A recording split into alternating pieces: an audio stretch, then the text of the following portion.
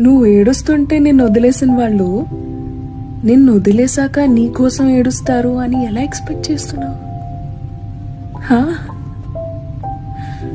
It should not matter to you darling.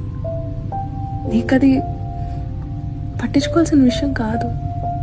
Because నిన్ను వదిలేశాక వాళ్ళు ఎంత సఫర్ అవుతారు అనేది అది వాళ్ళ కథ. నీ కథ ఏంటో చెప్పనా? ఈ బాధలోంచి నువ్వు బయటకు ఎలా వస్తావు అనేది. నీ కథ ఏంటో చెప్పనా? నువ్వు మళ్ళీ సంతోషకరమైన జీవితం ఎలా జీవిస్తావు అనేది. నీ కథ వాళ్ళు ఎంత బాధపడుతున్నారు అనే దాని మీద బేస్ అయి ఉండకూడదు.